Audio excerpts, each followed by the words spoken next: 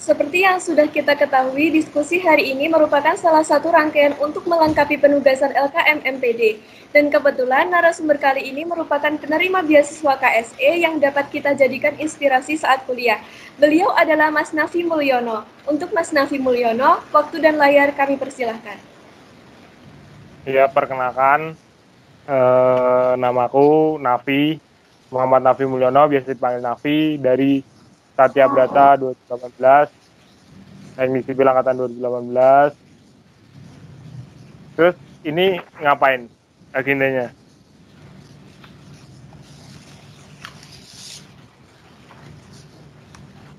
Mas Nafi, Bincang-bincang aja, Mas. Iya. Enggak, maksudnya ini kalian disuruh ngapain? Ini formal ya, harus formal ya? Enggak sih Mas, bisa... Iya. Ya, maksudnya santai aja gitu loh. Enggak, aku soalnya bingung nih, suruh ngapain gitu loh. Kalau cuma di chat kan, suruh wawancara, ya udah wawancara, kalian ada pertanyaan apa gitu loh. Aku Nafi dari Satya Brata 2018, sekarang aku penerima beasiswa Karya Salimba 4, periode 2020-2021, aku penerima beasiswa dari semester 1 sampai semester 5 sekarang, nanti berakhir semester 6.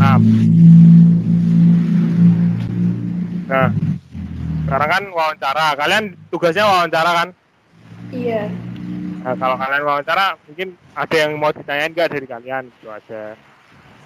Karena aku juga nggak tahu mau sharing apa gitu. Mungkin Mas Nafi boleh ceritakan pengalaman-pengalaman Mas Nafi saat kuliah dan perjuangan Mas Nafi untuk mendapatkan beasiswa KSE itu. Oke, nah kalau aku itu adalah penerima beasiswa dari semester 1. Jadi sebenarnya aku bingung nih.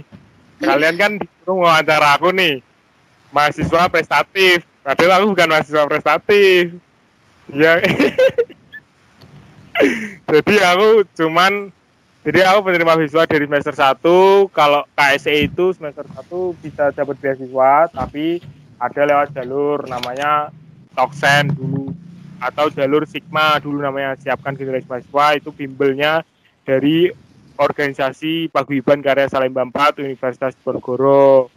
Jadi jalurnya Sigma, aku Toksen. Jadi aku Toksen itu aku peringkat 2, masuk ke Sigma, dari Sigma direkomendasiin jadi penerima beasiswa. Nah, kalau yang lain itu jalur reguler, itu jalur yang dari semester 3 baru bisa masuk. Jadi KSE itu kayak gitu modelnya. Dan jalur reguler semester 3 kalian baru bisa daftar. Ini kan kalian semester 1 kan? Iya. 1 semester 2, nanti pembukaan itu di semester 2. Pembukaan beasiswa di semester 2, terus masuknya mulai periode di semester 3. Nah, kalau KSE itu apa namanya? Apa ya? Kalau aku disuruh ceritain pengalaman-pengalaman yang menginspirasi itu gak ada sebenarnya. Gak ada aja gitu. Aku hoki ya. Jadi kalau KSE ya kayak gitu. KSE itu sekarang KSE adalah organisasi beasiswa yang ada di seluruh Indonesia. Jadi dari Sabang sampai Merauke itu ada KSE-nya, dari Aceh, semua ada KSE-nya. Dan usia siapa yang lagi pinggir jalan nih? pulang udah malam. Apalagi ya? Kalau di KSE itu kelebihannya adalah kita punya campnya nasional. Jadi seluruh orang dari Sabang sampai Merauke, dari Aceh sampai Papua, ada 34 universitas itu dikumpulin jadi satu. Kita kumpul di sana, berbagi pengalaman, berbagi inspirasi semuanya. Dan itu menurutku sangat-sangat seru, sangat-sangat berpengaruh buat aku, buat kedepannya. Kayak gitu sih paling. Jadi kalian kalau bisa nanti carilah beasiswa. Bisa kalian belum penerima beasiswa sekarang, statusnya belum penerima beasiswa, carilah beasiswa. Karena itu sangat-sangat membantu kalian untuk membuka dunia luar sebelum kerja salah satu. Terus apa namanya, kayak kalian misal kalian daftar apa aja pokoknya, nggak usah nyari, kan beasiswa beberapa ada yang harus punya SKTM lah atau KIP lah atau pokoknya Indonesia Pintar dan lain-lain itu kayak gitu. Nah cari yang nggak, yang beasiswa prestasi kayak gitu.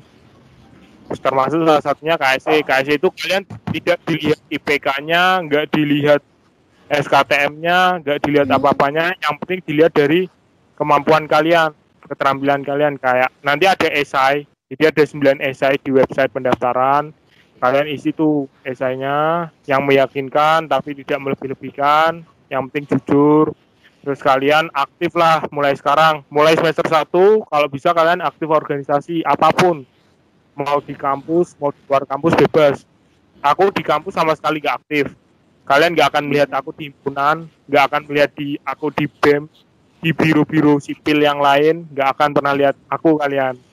Tapi kalau aku di luar, ya aku ikut beberapa kegiatan kayak jadi ini penerima beasiswa KSE, itu ada organisasinya namanya Paguyuban, kita Paguyuban. Terus aku ikut organisasi-organisasi di luar pokoknya, eksternal semuanya, nggak ada yang di kampus kayak gitu. Jadi ya usahakan kalian tetap ikut organisasi apapun sih, jangan sampai enggak.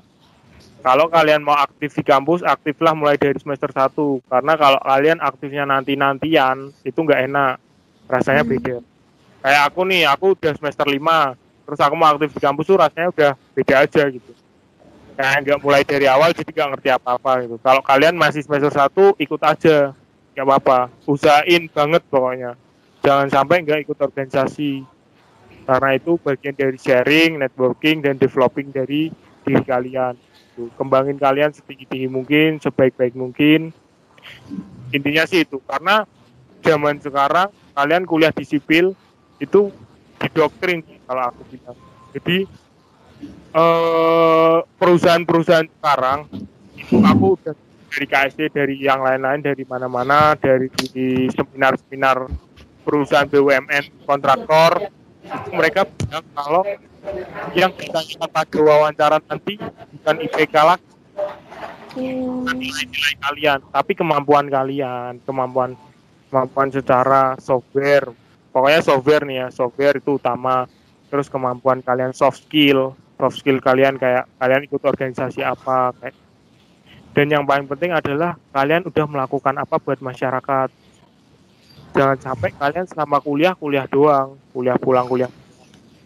Organisasi pun jangan sekedar organisasi, latih kemampuan kalian, public speaking kalian, perbanyak networking kalian, sharing lah sama teman-teman yang lain, sama cutting.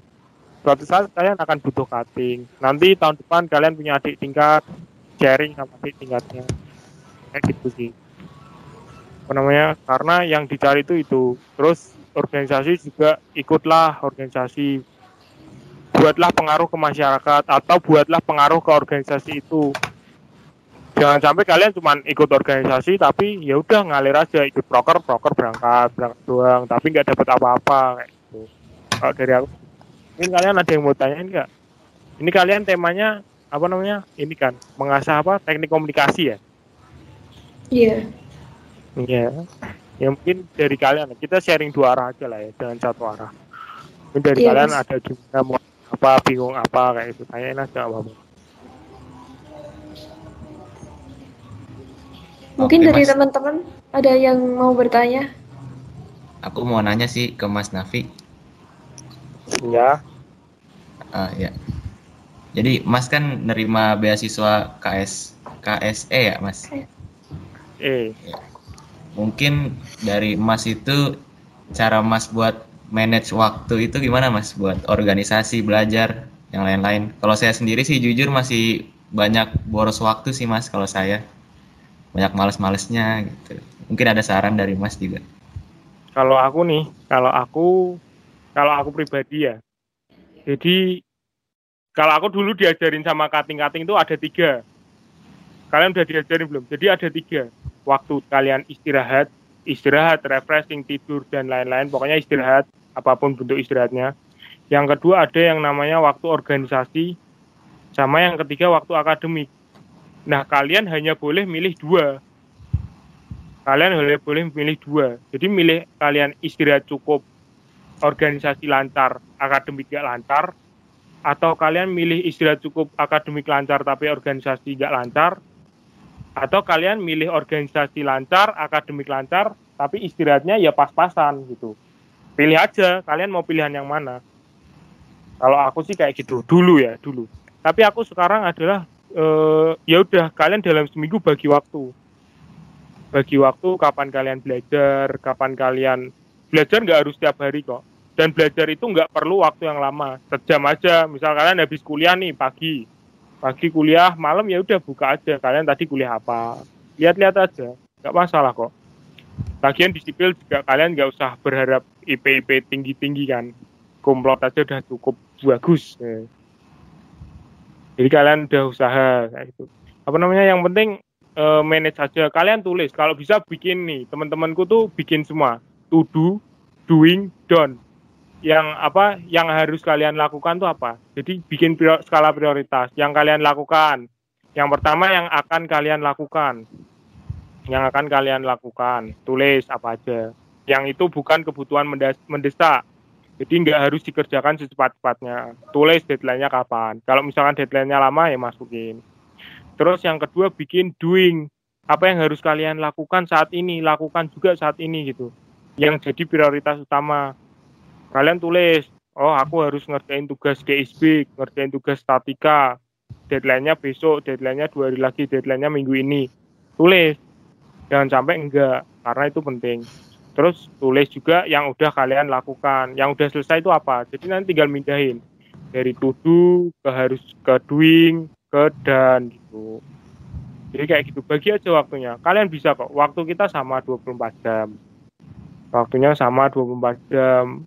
Kalau aku berprinsip tidur itu minimal 4 jam. Minimal ya. Jadi jangan sampai istirahat kalian kurang dari 4 jam. Dan kalian kalau 4 jam tidur, kalian masih punya 20 jam. Jangan sampai digunakan buat males-malesan. Jangan sampai, karena kalau udah sekali males, bakalan males terus kan kalian. Kalau udah tiduran tuh males banget buat bangun. Nah, kalian paksain lah sekali-sekali. Paksain apa yang harus kalian lakukan sekarang. Jangan jadi deadlineer banget. Deadlineer boleh, tapi jangan banget. Kayak gitu sih. Kalau dari aku kayak gitu. Bikin aja listnya. List skala prioritas. Kalian udah bisa kan bikinnya? Yang gede. Kalau dari aku sih kayak gitu ya. Oke Mas, makasih Mas. Mungkin teman yang lain ada yang mau nanya nih. Izin bertanya Mas, mengenai skala prioritas.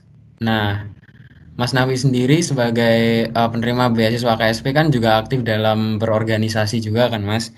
Nah, gimana caranya Mas Nafi itu memberikan skala prioritas ke organisasi, ke bidang pelajaran gitu, gimana Mas? Kalau aku pribadi adalah yang penting, yang pertama lihat deadline-nya. Yang pertama waktu mana yang lebih mendesak. Nah gitu, yang pertama itu. Jadi misal aku punya kewajiban di paguyuban di KSC ini, aku ada kewajiban nih yang namanya desa binaan. Deadline-ku November. Padahal ini udah minggu terakhir Oktober misalnya. Ya udah aku kebut tuh di desa binaan, aku maksimalin.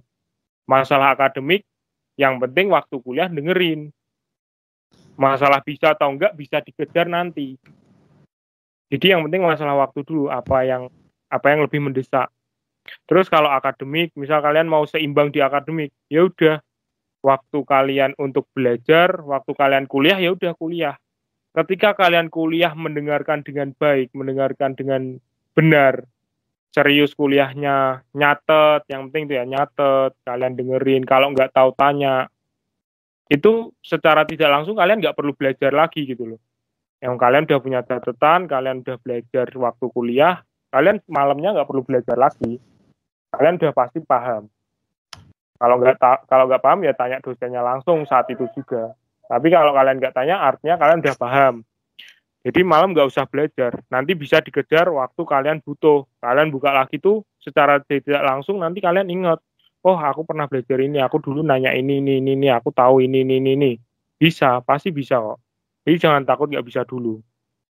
Kalau dari aku sih kayak gitu. Masalah skala Mas. prioritas kalian yang tahu sendirilah. Iya, Kalian terima kasih tahu Mas. yang mana yang penting buat kalian.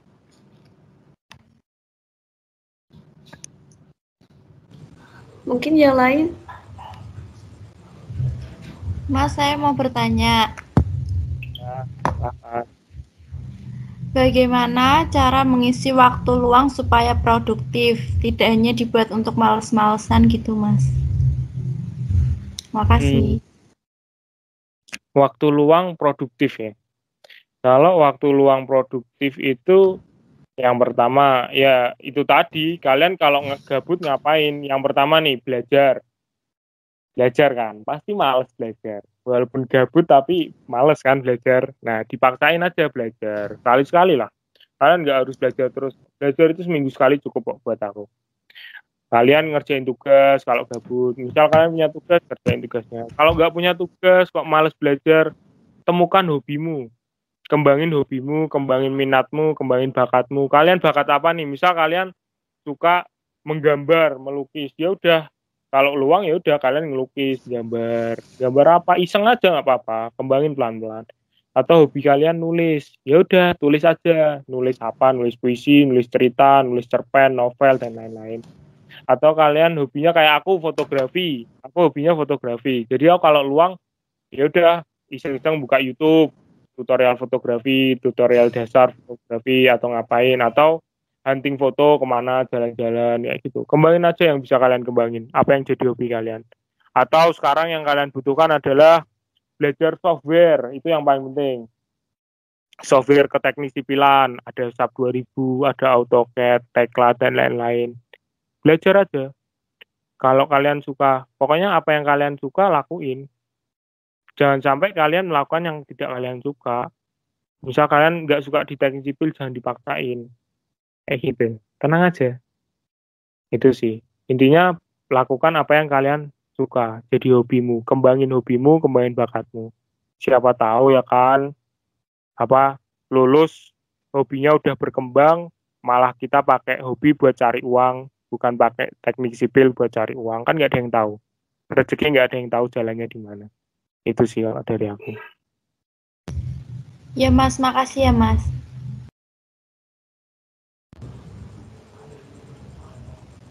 Ada lagi? Ya Mas, aku pengen nanya, Ya, silakan.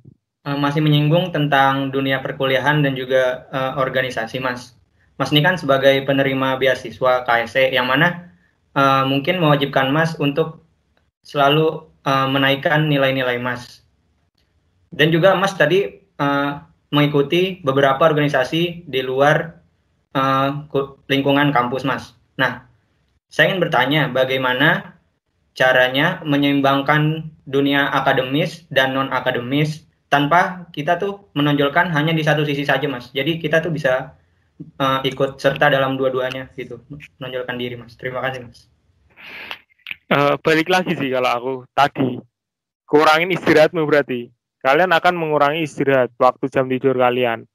Jadi misal kalian kegiatan kuliah nih dari pagi sampai misal jam 6 sore.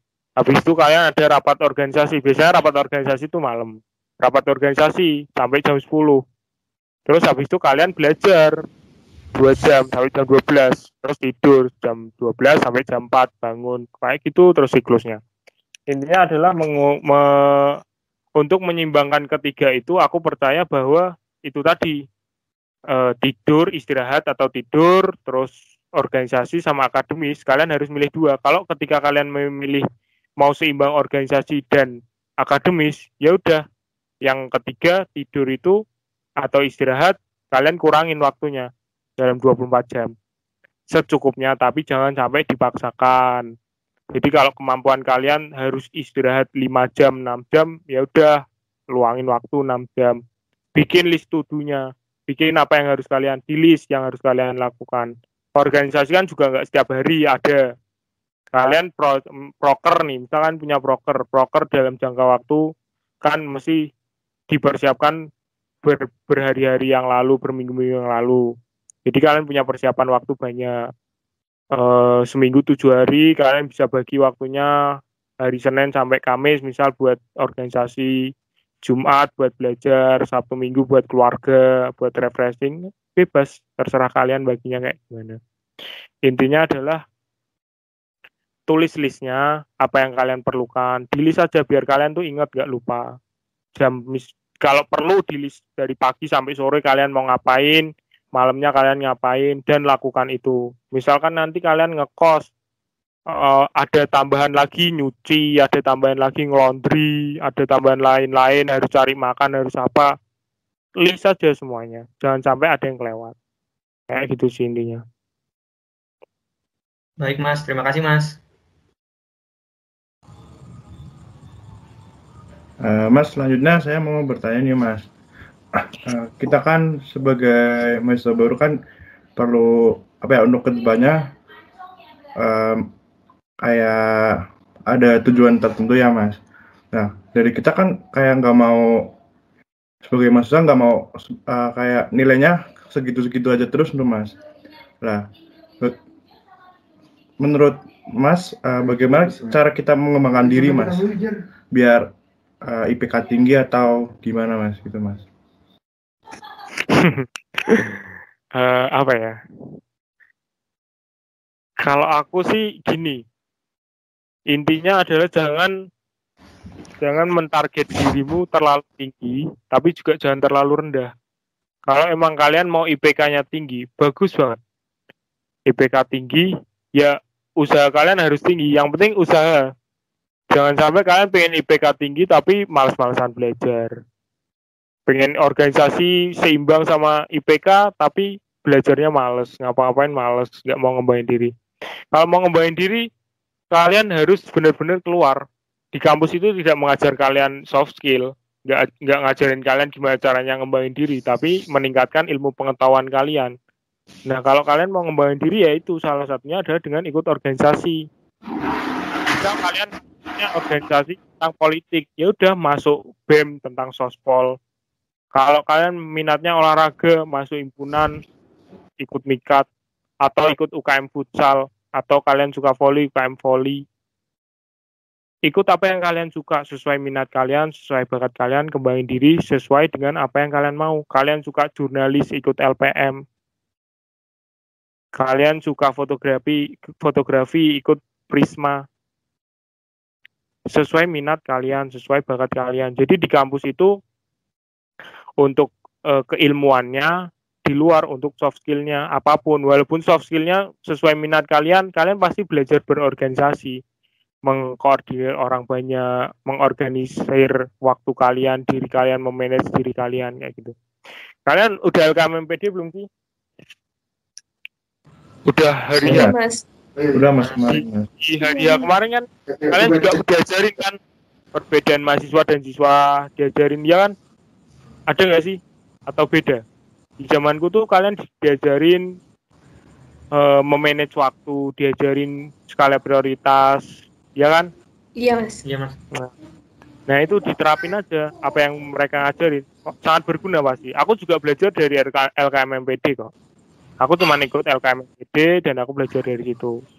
Kalau kalian pengen lebih lanjut, nanti ikut LKMMD dasar, itu nanti lebih lanjut. Dan memanage waktunya pasti lebih susah. Kalian lebih pokoknya. Teman-temanku tuh yang ikut LKMMD hebat-hebat lah pokoknya. Itu sih. Ya pokoknya kembangin sesuai minat kalian, kembangin di organisasi. Tujuan kalian itu ikut organisasi, jangan sampai ngelupain akademik. Karena sering orang-orang tuh ya udah aku organisasi, fokus di organisasi, akademiknya loss. Karena banyak teman-teman yang kayak gitu ikut-ikutan. Oh ada temennya nilainya jelek juga. Jangan. Kalau bisa ya tetap stabil nilainya. Nggak perlu tinggi-tinggi. Setauku BUMN itu mentarget poinnya adalah IPK 3,25 atau 3,2 gitu, sekitar segitu. Nah, kalau udah sekitar segitu kan artinya kalian itu IPK nanti hanya untuk seleksi berkas. Nggak untuk apa-apa. Kalian nanti di waktu wawancara masuk kerja itu nggak ditanyain IPK lagi karena udah seleksi lolos berkas sesuai 3,25. Nah, nanti yang ditanyain adalah organisasi kalian. Apa yang udah kalian lakukan di kampus tuh kalian ngapain aja selama kuliah. Sama paling keilmuannya dikit-dikit lah. Kalian nanti ngejar bisa. Kayak gitu sih kalau dari aku. Siap, Mas. Tapi kalau semisal kayak gini ya, Mas, kita udah ngorbanin waktu kita, kayak kita udah malamnya udah ngerjain tugas, udah belajar gitu. Terus waktu eksekusinya itu malah jadi gagal, kayak semisal UTS-nya jadi tremor kayak gitu, gimana cara ngatasinnya, Kak? Gimana ya? Kalau dari aku sih, kalau kalian udah bener-bener belajar, kalian udah bener-bener nih belajar sampai paham, bener-bener yakin, pasti kalian pas UTS harusnya percaya diri sih. Jangan sampai tremor aja, jangan sampai ngeblank tiba-tiba. Makanya tadi kembali lagi, kalau kuliah yang bener. Jadi nanti kalian kuliah tuh bukan sekedar diajarin dasarnya, tapi diajarin cara mengerjakan, cara ketika ada beda soal tuh kalian harus apa. Walaupun tidak diajarkan secara langsung, tapi kalian nanti bisa tahu dasar. Kalau kalian tahu dasar-dasarnya, nanti dengan soal yang berbeda seperti apapun pasti bisa. Aku punya teman-teman banyak sih, pengalaman teman-temanku banyak juga pas hari HUTS ngeblank, karena persiapannya kurang. Jadi usahain ya, kalian nih malam belajar, batasin diri kalian buat belajar sampai jam berapa, ketika kalian bisa bangun jam berapa. Misal kalian minimal tidur 4 jam, aku minimal tidur 4 jam, berarti aku batasin, aku maksimal tidur jam 1, jam 5 maksimal bangun, atau jam 12, jam 4 bangun, habis itu sholat subuh, habis itu kalian persiapan, kayak nyiapin apalah, nyiapin yang bikin kalian percaya diri, nyiapin kertas, nyiapin nanti buat belajar, nyiapin kayak rangkuman, malamnya sih, rangkuman malamnya. Jadi malamnya kalian bikin rangkuman, paginya kalian tinggal baca-baca lagi. Terus kayak nyiapin alat tulis, siap persiapan. Nanti kalau offline ada kartu UTS disiapin. Pokoknya bikin diri kalian siap sepagi mungkin. UTS kalian jam 8. Ya udah sepagi mungkin kalian persiapan, tenangin diri, minum, makan, sarapan, tenangin diri aja. Itu nanti harinya nggak ngeblank kok. Pokoknya kalian kalau persiapannya ada, kalian nggak akan tremor, nggak akan tegang, pasti tenang. Beda lagi kalau misal kalian belajar sampai malam banget, tapi kalian bangunnya kesiangan, UTS jam 8, bangun jam 7, kedandapan toh mesti. Nah kalau udah kaget gitu, nggak persiapannya kurang, ya pasti kayak tegang, waduh aku belum baca lagi, aku belum apa lagi, aku nyari pulpen, nyari kartu UTS, nyari apa-apa kayak gitu. Aku soalnya pernah sih dulu cari kartu TS hilang. Untungnya selamat sampai sekarang. Nah intinya persiapan yang cukup sih. Pasti kalian aman-aman aja kok. Nah. Iya, Mas. Dari aku kayak gitu. Mungkin dari teman-teman ada yang mau bertanya lagi? Saya ingin bertanya, Mas. Balik lagi ke tentang belajar. Saya ingin bertanya mengenai belajar ala Mas Nafi itu sendiri. Kan kadang Mas Nafi pastinya ikut berorganisasi, kemudian ikut OKM dan lain-lain. Pastinya waktu belajar itu sendiri kurang. Nggak lebih kayak yang nggak ikut organisasi dan lain sebagainya. Nah, saya ingin bertanya mengenai tips-tips atau cara gimana caranya belajar kita tuh bisa efektif gitu, Mas. Misalnya saya kalau belajar itu gimana caranya harus suasana saat belajar tuh nyaman gitu, biar saya excited untuk belajar. Nah, kalau dari Mas Nafi sendiri, trik-trik atau tips-tips ala Mas Nafi tuh gimana biar kita bisa excited buat belajar? Misalnya udah capek tapi kita tetap nggak apa-apa, aku belajar suka gitu. Itu gimana ya, Mas? Kalau aku ya, jadi makanya sebenarnya kalian tuh salah gitu loh, disuruh mewawancarai mahasiswa prestatif tapi wawancarinya aku gitu. Jadi sebenarnya salah, aku tuh nggak ada prestasi apa-apa gitu. Tapi kalau kalian tanya tips belajar dari aku jujur nggak pernah belajar. Aku belajar cuman ketika akan ujian dulu ya, waktu offline aku belajar ketika akan ujian. Itu Misal UTS jam 8. Ini tapi jangan ditiru ya, tolong banget jangan ditiru. Aku UTS jam 8 nih. Aku jam 5 subuh ke kosnya temanku. Belajar dari temanku yang ngerti, dia udah belajar semalaman, aku baru belajar pagi gitu.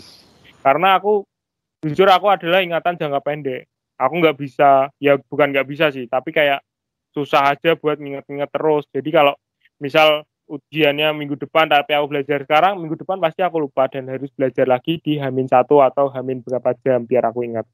Jadi kayak gitu, aku belajarnya kayak gitu. Intinya adalah belajarnya jangan belajar benar-benar kosong ketika hari H. Boleh kayak gitu, tapi jangan benar-benar kosong. Waktu kuliah kalian merhatiin. Dosen teknik sipil itu walaupun nggak jelas, walaupun galak, walaupun apalah, belin, tapi kalau ngajarin bisa bikin mudeng kok sebenarnya. Walaupun lewat PPT doang, di slide-slide geser-geser doang gitu. Tapi bisa mudeng kok. Kalian baca lagi PPT-nya kayak gitu. Jadi intinya ya kalau kalian ketika hari H waktu kuliah nggak mudeng, tanyain aja. Tanyain, ini kok bisa kayak gini gimana, asalnya kayak gini, tanyain aja. Nanti kalian secara tidak langsung tuh masuk ke otak, terus kalian ingat sendiri, kalian paham sendiri, oh ini tuh asalnya kayak gini gitu. Nah nanti waktu mau ujian kalian belajar, kalian bisa ingat walaupun dikit-dikit, nanti kalian ketika buka kalian ingat, oh ini tuh tentang kayak gini, tentang apalah kayak gitu. Kalau aku sih kayak gitu. Atau kalau mau yang bener banget nih kayak temenku anak teknik mesin, dia IPK tertinggi satu angkatan ya kayak nge-review. Misal kalian kuliah nih, kuliah hari ini, ya udah direview, dicatat, kuliahnya dicatat selengkap mungkin, sebaik mungkin. Kalau misalkan kalian ketinggalan catatan, ya udah buka lagi PPT-nya. Dosen kan pasti ngasih PPT kan, nggak boleh PPT-nya nggak boleh di-share atau apa, nggak mungkin. Pasti dosen mau nge-share PPT-nya untuk kalian belajar lagi. Lah kalian belajar lagi. Jadi sebenarnya buku, aku tuh nggak pernah beli buku sih. Pernah sih beli buku tapi nggak pernah tak buka. Karena ada semua di PPT. Yang materi yang keluarkan di PPT kan. Jadi ada semua di PPT, ya udah tinggal ngikutin PPT aja. Jadi kalian nggak usah repot-repot beli buku banyak sih. Beli buku secukupnya aja. Kalau dari aku sih kayak gitu. Yang penting kalian nyatet, kalian paham waktu kuliah, nanti suatu saat ketika kalian ujian, kalian butuh belajar, secara tidak langsung ingat sendiri sih. Kalau dari aku kayak gitu sih. Baik Mas, terima kasih Mas. Untuk teman-teman ada pertanyaan yang lain? Mas, saya ingin bertanya Mas. Ayo dia tanya dulu. Kan gini Mas, kita kan sebagai mahasiswa baru tentunya harus memperluas relasi ya Mas ya, teman-teman yang banyak gitu. Kan relasi juga diperlukan khususnya nanti di dunia kerja. Nah, bagaimana cara kita itu untuk bisa memilih lingkungan pertemanan atau pergaulan yang baik? Dan tips-tipsnya agar tidak terjerumus ke dalam toxic relationship gitu Mas. Oke, jadi sebelum aku jawab yang ini, aku mau nambahin. Kalau masalah belajar itu sebenarnya tergantung diri kalian sendiri. Kayak bintang tadi ya, bintang ya. Bintang tadi apa namanya? Iya Mas. Kalian bintang harus suasananya nyaman. Ya udah, kalian bikin suasana nyaman kalian tuh kayak gimana, baru belajar. Temuin cara belajar kalian sendiri-sendiri. Karena tiap orang punya cara belajarnya masing-masing. Kalau aku belajar harus ada temennya yang bisa ngajarin, soalnya aku malas baca sendiri. Jadi ada temanku yang bisa jelasin kenapa aku harus belajar sendiri kayak gitu kalau aku. Terus buat tadi apa, biar tidak terjerumus ya, cara memilih lingkungan yang baik. Iya Mas. Yang pertama adalah temukan jadi dirimu sendiri dulu. Jangan sampai kamu goyah gitu dengan pedomanmu, dengan prinsipmu, dengan agamamu. Jangan sampai kamu goyah. Kamu berprinsip aku nggak boleh, misal aku jangan sampai minum minuman keras. Ya kamu jangan sampai kamu berteman dengan teman yang minum minuman keras boleh. Tapi jangan sampai kamu ikut. Aku udah yakin aku nggak akan minum minuman keras. Aku nggak akan ikut. Jangan sampai kamu terpengaruh. Yakinin dirimu aja. Jangan sampai aku nyoba. Jangan sekali-sekali coba gitu. Aku nggak ngerokok. Teman-temanku banyak banget yang dulu nggak ngerokok masuk kampus kuliah, alasannya gara-gara temanku ngerokok, aku jadi ikut ngerokok. Jangan sampai kayak gitu. Wong buktinya aku teman-temanku ngerokok, aku nggak ngerokok. Teman-temanku mabuk, aku nggak mabuk. Kayak gitu. Intinya adalah perkuat dirimu sendiri. Banyak bergaul. Misal kalian temuin temen yang bener-bener satu prinsip sama kamu. Misal nggak minum, nggak ngerokok, ya udah temuin, gabung sama mereka, ngobrol sama mereka, cerita-cerita sama mereka. Aku punya temen yang nggak ngerokok, nggak minum. Aku juga punya temen yang ngerokok, yang minum, kayak gitu. Intinya ya perkuat hati kalian dari diri kalian sendiri, dari tujuan kalian kuliah, ingat-ingat lagi, ingat-ingat keluarga di rumah. Ingat-ingat kalian kuliah itu bukan lagi membawa diri kalian sendiri, bukan lagi membawa impian kalian sendiri, tujuan hidup kalian sendiri, tapi kalian membawa impian orang banyak, impian keluarga, orang tua, impian masyarakat yang membutuhkan kalian untuk nantinya setelah lulus mengimplementasikan ke masyarakat. Jadi ingat aja, ingat kalian punya Tuhan, kalian selalu diawasin Tuhan. Ibadahnya jangan sampai lepas. Yang Islam sholat ya sholat tepat waktu, jangan molor-molor. Bolehlah molor-molor sekali dua kali, tapi jangan selalu. Yang non Islam, Kristen, Katolik ke gereja ya ke gereja, waktunya ke gereja. Usahain misal yang Katolik misalnya ya online, jangan live, jangan siaran ulang kan. Itu temanku ada yang siaran ulang. Nah, dari aku sih kayak perkuat diri kalian. Siap, terima kasih Mas. Mas, aku ada pertanyaan Mas. Iya, tanya aja. Pertanyaannya dengan kesibukan Mas Nafi yang ikut organisasi, belajar, gitu-gitu, gimana sih caranya biar nggak stres gitu? Memanage pikirannya gimana gitu Mas? Itu aja sih. Kalau kalian jenuh itu pasti ada, stres, jenuh itu pasti ada. Jadi kalian yang melakukan belajar setiap hari, kuliah setiap hari, organisasi, kalian itu pasti ada namanya titik jenuh. Kalau aku nyebutnya titik jenuh. Titik di mana kalian merasa bosen banget, capek banget, sama sekali pengen ngilang, nggak pengen organisasi, nggak pengen belajar. Wajar itu sangat wajar, dan itu dialami semua orang. Caranya adalah refreshing. Temuin kesenangan kalian butuh apa, kalian senangnya ngapain, kalian pengen jalan-jalan aja. Kalau aku lagi jenuh, aku jalan-jalan, mana ngapain, lakuin hobimu, lakuin hobi kalian, apa yang bikin kalian tenang, apa yang bikin kalian seneng, kayak gitu. Jangan sampai kalian maksain aja. Jadi misal kalian butuh teman cerita aja ke teman yang kalian, teman deket, teman yang biasa tempat kalian cerita. Gak mau cerita, aku lagi kayak gini, aku lagi jenuh kayak gini, aku lagi apa kayak gini. Ceritain semua, nanti lama-kelamaan titik jenuh itu akan berkurang sendiri. Tapi kalau stres pasti ada kok. Jadi semua orang pasti ngalamin. Walaupun ketemu aku nggak stres, aku nggak apa, aku seneng-seneng, bohong. Pasti dia nyimpen, nyembunyiin. Jadi setiap orang pasti ngerasain stres, dan kalian yaitu temuin apa yang bisa bikin kalian seneng. Lakuin hobi. Kalian mesti ngelakuin hobi kan seneng kan? Gak mungkin kalian ngelakuin hobi kok jenuh, kok malah tambah stres. Jadi kalau kalian jenuh ya lakuin hobi kalian, lakuin yang bikin kalian tenang, lakuin yang bikin kalian seneng. Temuin aja. Kalian, setiap orang punya caranya tenang masing-masing. Caranya seneng masing-masing tuh setiap orang punya caranya sendiri-sendiri. Jadi temuin sekarang sebelum terlambat. Gitu. Masih bingung atau ada yang belum terjawab? Udah Mas, makasih jawabannya Mas. Saya mau tanya Mas. Ya. Dulu waktu mau masuk teknik sipil Masnya motivasinya apa ya? Sama motivasi waktu beasiswa KSE-nya join itu kenapa ya? Terima kasih Mas. Kalau masuk teknik sipil, dulu sebenarnya aku masuk teknik sipil itu SNMPTN. Jadi aku milihku adalah cuman teknik sipil Undip. Aku nggak milih lain-lain. Dan sebenarnya aku masuk teknik sipil itu iseng, asal milih aja gitu. Jadi kalau aku kan dulu prinsipnya adalah, aku cowok, aku harus teknik. Jadi ya udah, aku pertamanya sebenarnya milih teknik elektro.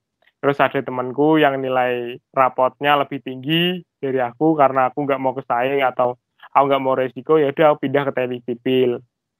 Dengan ya bayangan dulu kan nggak ngerti apa-apa, aku juga nggak cari tahu tentang teknik sipil dulu, tapi aku langsung milih teknik sipil dengan bayangan, oh teknik sipil itu kerjanya di proyek, kerjanya kayak gini, tapi aku nggak tahu belajar apa di teknik sipil.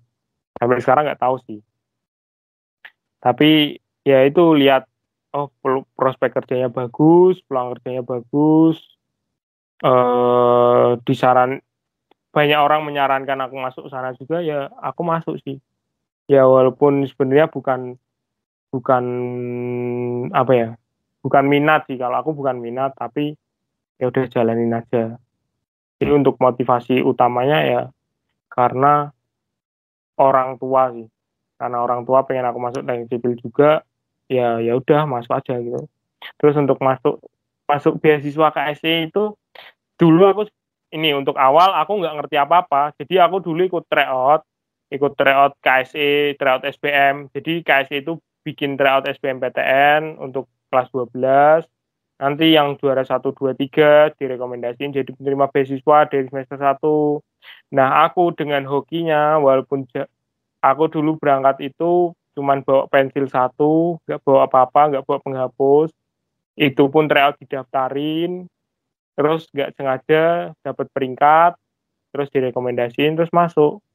Nah, motivasinya adalah nggak ada, jadi nggak sengaja aja masuk KSE. Nah, tapi seiring berjalannya waktu kan, KSE kan modelnya satu periode itu 1 tahun. Jadi kalau udah 1 tahun tuh udah nggak penerima lagi, tapi bisa diperpanjang dengan syarat kalian aktif di KSE. Nah, kalau aktif di KSE nanti bisa direkomendasiin sama pengurusnya. Jadi kan namanya organisasi ada ketua wakil. Nah, nanti bisa direkomendasiin sama pengurus harian, PH. PH-nya itu ketua wakil sekretaris bendahara. Nanti mereka ngerekomendasiin siapa yang layak diperpanjang, siapa yang enggak. Nah, alhamdulillahnya aku diperpanjang karena aku aktif di KSE ini. Nah, motivasinya adalah ya yang satu, pengen lah aku nggak bergantung sama orang tua. Jadi uang tuh kalau bisa jangan transferan, atau kalau transferan seminimal mungkin. Jangan aku butuh sekian tapi aku misal butuh buat kehidupan 1 juta. Nah, dari beasiswa aku dapat sekian, berarti transferannya kurang sekian. Jangan sampai aku kebutuhanku full tuh ditanggung orang tua. Itu yang pertama. Yang kedua ya, aku nggak aktif di kampus. Jadi aku minimal harus aktif di salah satu organisasi. Nah, kebetulan ada KSE. KSE itu ya alhamdulillah lingkungannya kondusif, lingkungannya baik. Aku betah di KSE, nyaman di KSE, ya kalau bisa lanjut terus aku di KSE. Sampai aku memutuskan untuk tidak lanjut di KSE, sampai aku merasa cukup lah organisasinya, sekarang fokus ke akademik, kayak gitu. Nah, kayak gitu sih aku. Jadi intinya ya meringankan beban orang tua aja. Makasih, Mas. Mungkin Mas Nafi tadi bilang Mas Nafi nggak prestatif, tapi dari penerangan dari Mas Nafi sendiri, Mas Nafi emang orang prestatif. Kalau dari saya, Padahal aku juga nggak tahu lah. Aku waktu apa?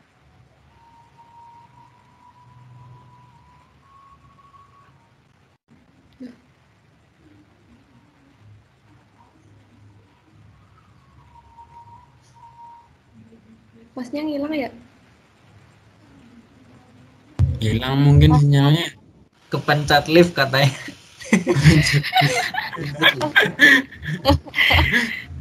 Bentar, gue ini. Ada yang belum tanya belum? Ada yang tanya?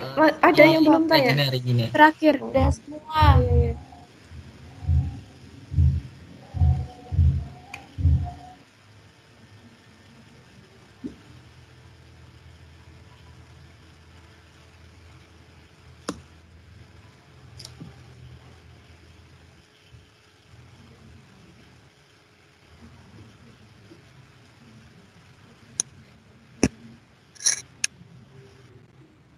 Halo. Halo, sorry banget kepencet live tadi.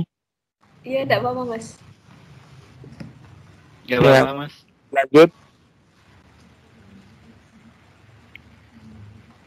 Iya, Lanjut, lanjut Mas. Izin bertanya. Iya. Bagaimana harapan Mas Nafi sendiri untuk peserta LKM MPD? Apa ya? Harapan untuk peserta LKM MPD. Ya harapannya adalah apa yang diberikan oleh kakak-kakak kalian di LKM MPD yang udah mereka panitia mengusahakan untuk adanya LKM MPD walaupun secara online, harapannya ilmu LKM MPD itu dapat kalian terapkan sehari-hari karena itu benar-benar penting sih menurutku. Jadi dulu aku juga berpikiran sama LKM MPD itu ngapain sih, nggak penting pembicara dengerin, tapi ketika berlangsung sampai sekarang, aku sekarang itu merasa bahwa apa yang diberikan LKM MPD secara tidak langsung masuk ke diri aku, secara tidak langsung diterapkan oleh diriku, dan itu benar-benar bermanfaat. Jadi harapannya kalian bisa menerapkan apa yang udah diberikan saat materi LKM MPD ke kehidupan kalian sehari-hari, kehidupan di kampus maupun di luar kampus, sehingga kalian nanti bisa jadi mahasiswa dengan manajemen yang baik. Kan latihan keterampilan manajemen mahasiswa pradasar. Nah, manajemen mahasiswanya itu dapat baik gitu loh. Jadi kalian bisa memanage diri kalian, menyeimbangkan antara organisasi dan akademis. Kalau bisa dengan istirahat kalian, ya itu sih tujuan LKM MPD dapat tercapai. Jadi ya jangan sampai kalian ikut LKM MPD tapi sekedar absen doang. Harapannya ya bisa diterapkan lah di kehidupan sehari-hari. Kalau aku sih itu sih harapannya. Baik, terima kasih Mas. Mungkin dari teman-teman ada yang ingin ditanyakan lagi?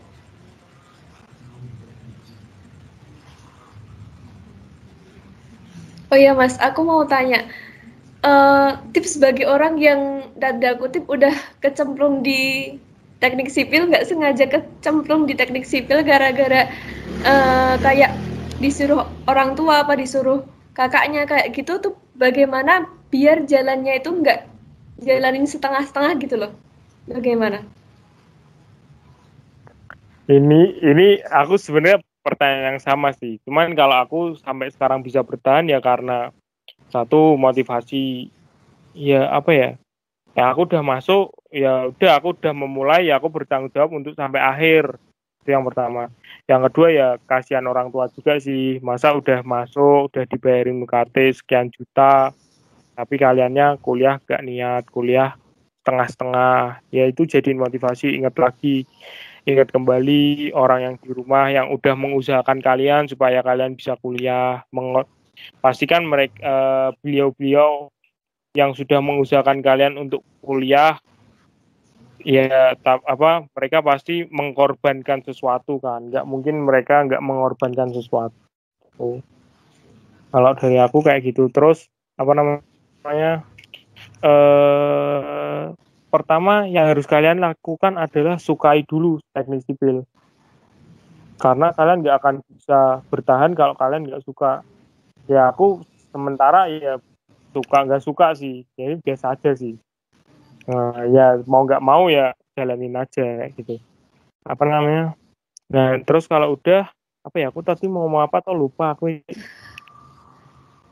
Nah, biar kalian betah ya itu sukain dulu aja teknik sipil, sukain kuliah-kuliahnya, temuin teman-teman yang bikin nyaman, bikin angkatan kalian tuh jadi solid. Jadi kalau kalian kuliah, kalau nanti kuliah offline sih yang paling seneng sih. Kalau kuliah online tuh rasanya susah banget, rasanya nggak enak banget karena kalian kuliah sendiri-sendiri. Tapi ketika nanti kuliah offline, kalian angkatan kalian 2020 terbentuk dengan baik, solid, saling membantu, tuh pasti rasanya seru banget. Dan mau nggak mau kalian bakal betah sih di teknik sipil. Karena aku juga seneng aja di teknik sipil karena aku punya teman-teman yang kotak-kotak, yang seru, yang bikin aku nyaman di teknik sipil kayak gitu sih.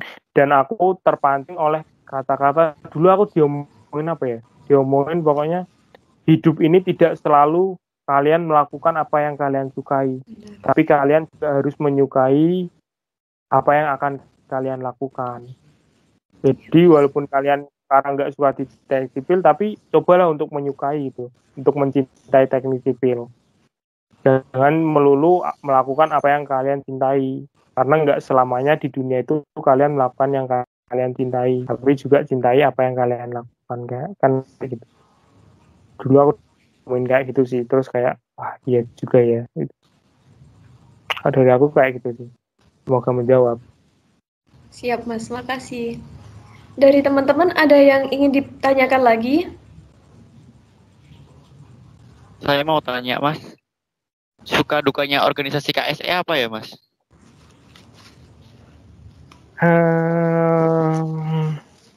Kalau aku 2 tahun pertama aku di KSE, ini aku tahun ketiga ya. 2 tahun pertama aku di KSE itu aku masuk di divisi Sigma namanya. Sigma itu yaitu siapkan generasi mahasiswa yang job deskku ngajar kelas 12. Kalau suka duka sih ya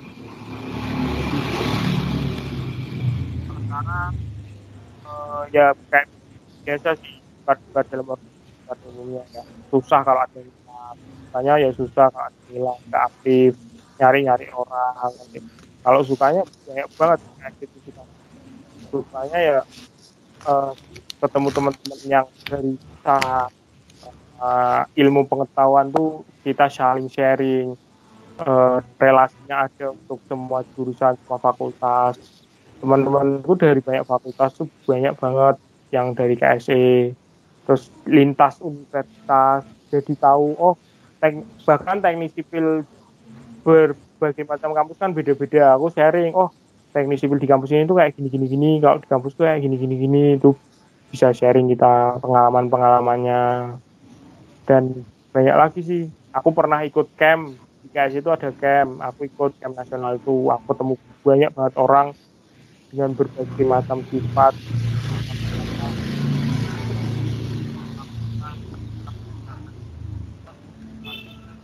cerita pengalaman yang menurutku itu sangat bermanfaat.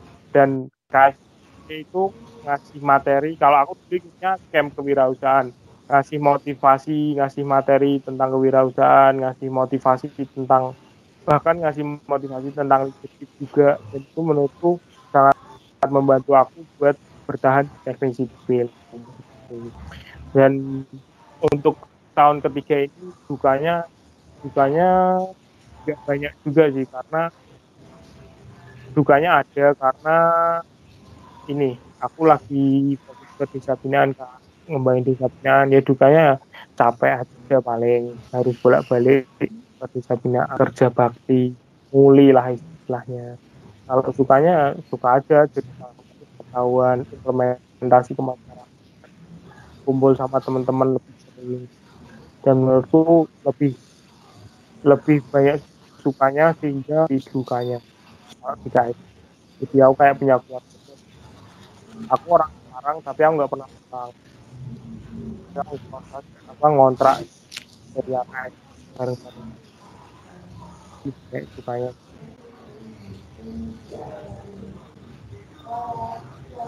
Makasih, Mas. Mungkin dari teman-teman ada yang ditanyakan lagi?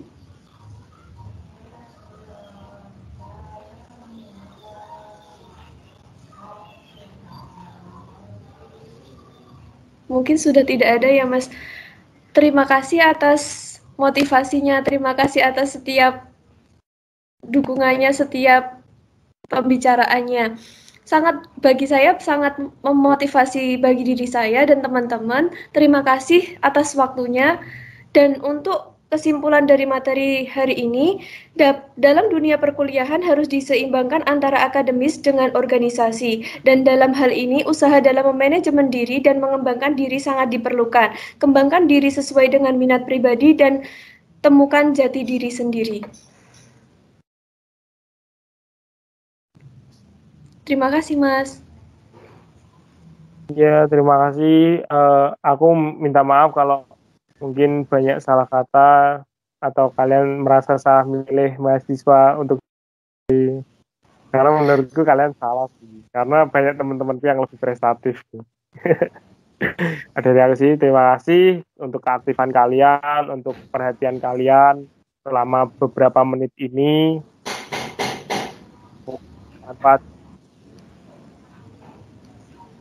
Iya, Mas.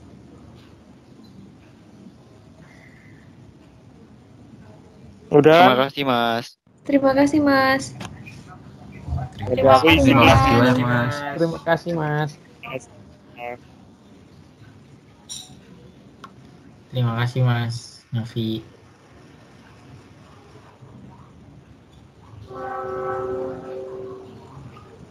Kelar nih. Ya. Selesai.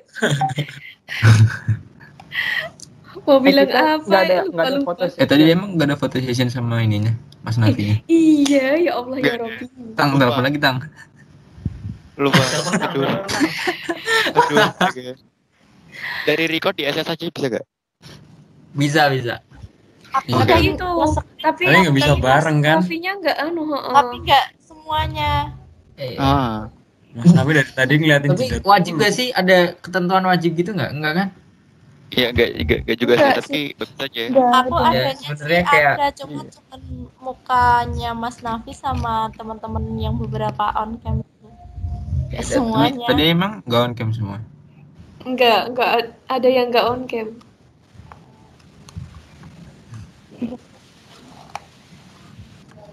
Nah, sekalian aja ya bahas buat ngeditnya terus gimana dong? Ini tinggal berapa hari nih?